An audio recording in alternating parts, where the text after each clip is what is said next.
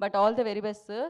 And నా I request evergreen ever young Rajasekhar గారిని మాట్లాడాల్సిందిగా కోరుకుంటున్నాము. మీ అందరికీ నమస్కారం అండి. ఇదేమిటమ్మా మాయా మాయ. ఈ గ్లిమ్స్ నాకు ముందే చూపించుంటే నేను సర్వానంద్ క్యారెక్టర్ అడిగేవాడిని. అన్నీ అయిపోయిన తర్వాత చూపించారు అభి గారు. యాక్చువల్లీ నేను ఒక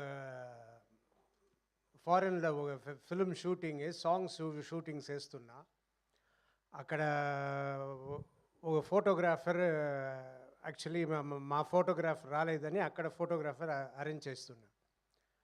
ఆయన వచ్చి ఫొటోస్ అన్నీ తీస్తూ అడిగారు, మీరు ఎన్నేళ్ళగా ఇండస్ట్రీలో ఉన్నారు, ఏం చేస్తున్నారు, ఇంకా ఎన్ని సినిమాలు చేస్తున్నారంటే నేను ఒక 1 or 2 years అగేట్లో ఉండే సినిమాలతో చెప్తూ ఇదంతా చేయబోతున్నా.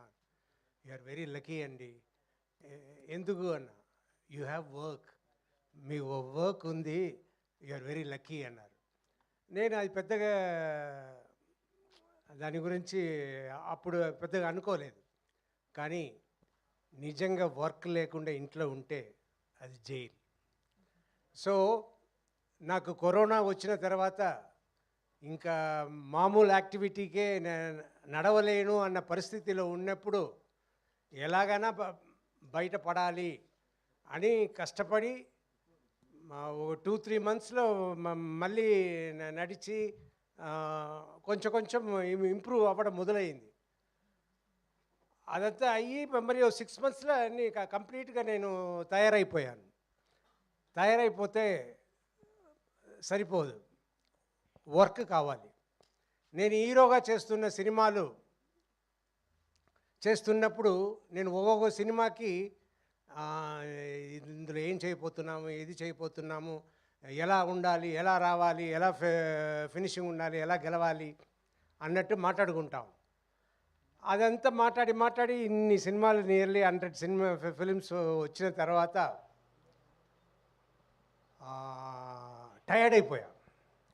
మళ్ళీ అలా చేయడానికి లేకుండా సరే మనం ఏం చేద్దాం, ఈ హీరోగా చేయడం మాత్రం కాదు, ఇంకా మిగిలిన రోల్స్, మిగిలిన క్యారెక్టర్స్ కూడా మంచిది వస్తే చేద్దాం అని అది అందరికీ తెలియవచ్చి ఎంతోమంది సినిమాలు చేయడానికి వచ్చారు. కానీ ఆ సినిమాలంతా నేను విన్నప్పుడు అయ్యో ఇది చేయకుండా ఉంటేనే బెటరు అన్నట్టు చాలా సినిమాలు నేను చేయలేదు. ఐ వాజ్ చాలా డిసప్పాయింటెడ్గా, ఏంట్రా మంచి సబ్జెక్ట్ రావట్లేదు ఉన్న టైంలో అభి వచ్చారు. అభి వచ్చి నాకు ఈ ఫిల్మ్ స్టోరీ చెప్పారు. నాకు సర్వానంద్ గారు హీరోగా ఉన్నారు, ఇందులో నేను వెళ్ళి చేస్తే బాగుంటుందా, సరే ఇలాగే కదా మొదలు పెట్టాలి అని సబ్జెక్ట్ విని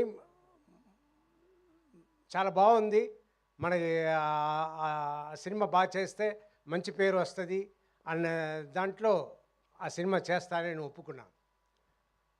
కానీ నిజంగా ఆ ఫిలిం ఎంత బాగా వచ్చిందో all because of Abhilash Reddy గారు.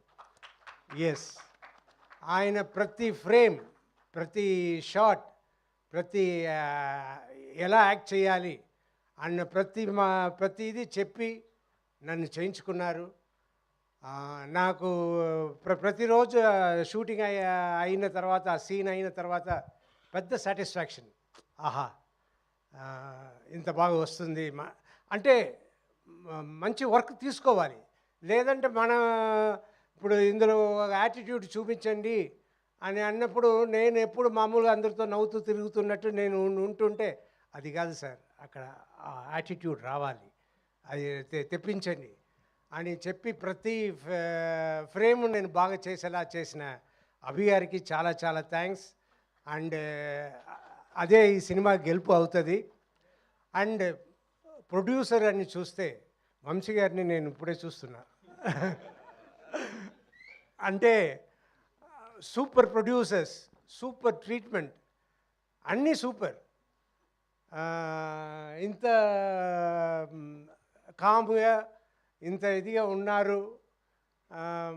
మనమంతా ఇంత ఖర్చు అయితే నేను సినిమాతో చేసినవని కదా, ఈ సినిమా ఖర్చులు అన్నీ చూస్తుంటే నాకు భయం పుట్టేది. కానీ ఈయన is very cool, really great sir. అలా ఉండడమే గ్రేట్.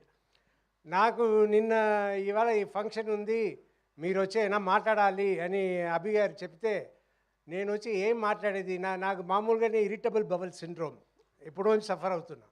అది చెప్పగానే నాకు యాంగ్జైటీ, నా కడుపు చెడిపోయింది, అన్నీ చెడిపోయింది, వచ్చి ఇవాళ చెడగొట్టపోతున్నాము అనే ఐడియాలనే వచ్చి సరే ఏదో మాట్లాడాలి, ఏదో మీరు మాట్లాడాలి అంటే సరే నా మనసులో ఉన్నది మాట్లాడుతున్నాను. ఆయన సర్వానంద్ గారు నిజంగా